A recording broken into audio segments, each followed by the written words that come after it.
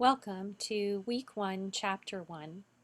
Throughout this presentation, I'll be reviewing critical information from Chapter 1, which is Week 1 of your SC 1040 General Biology course. Let's get started. We're going to start with the levels of organization of life. And in essence, we have to go back to the levels of organization of matter, whether it is living or non-living. And we can see from this general pattern that all substances, whether they are living or non-living, start out at an atomic level. And when two or more atoms combine chemically, they make a molecule. And the way that two or more atoms combined are through chemical bonds, which is something that we'll cover in our next week.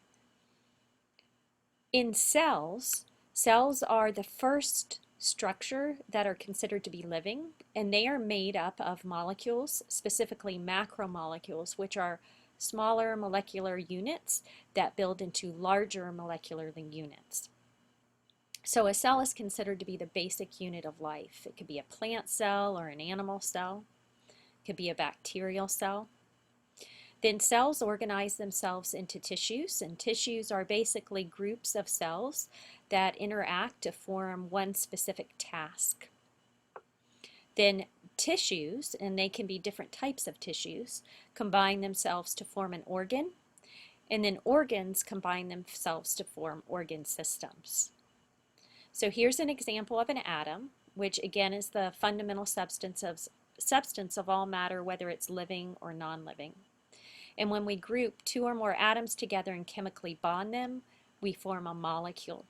So this is an example of a water molecule, which is a foundational molecule for life. In fact, many authors put that a cell is made up of 70% or more water. When molecules combine into a structure that possesses specific characteristics, which we'll cover in week 2, we form what's called a cell. And there are cells that are of prokaryotic nature, which are simple cells. There are cells that are eukaryotic nature, which are more complex. The simple prokaryotic cells make up our archaea and bacteria, and our more complex cells make up our eukarya. Cells can then group themselves into structures called tissues. And in tissues, the cells work collectively to perform one specific task. And this is an example of epidermal tissue. Then tissues can combine themselves into what are called organs. So in an organ, different tissues work collectively to perform a specific function. This is a picture of a flower, which is a reproductive organ of a plant. But in a human, we have hearts and kidneys and intestines. Those are examples of organs. And then organs group themselves together to form systems. And in a system, you're going to have different organs collectively working together to perform a specific function. Here again, we're looking at a shoot system of that same plant, but more familiar to us may be our circulatory system or our digestive system. These then systems form an entire organism, which are multi-celled organisms. So in our example here, we see a lot of organisms, specifically poppy flowers, composing the poppy plant. So we have both above ground and below ground parts forming the entire plant. And then all of these individuals group together to form a population.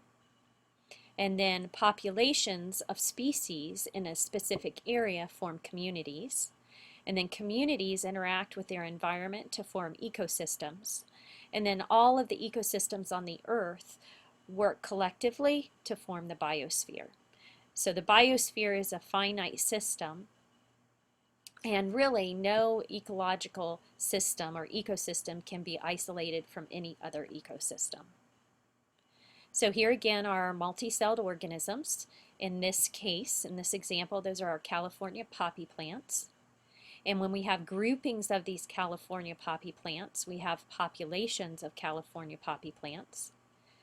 It could be like us as a human being an organism, and then several of us together in a classroom would be a population of that classroom. The community or the population of all the species in that specific area. So in this image, it's not just the poppy plants. It's several different types of plants in a specified area making a community. Ecosystems, again, are where communities interact with a physical environment.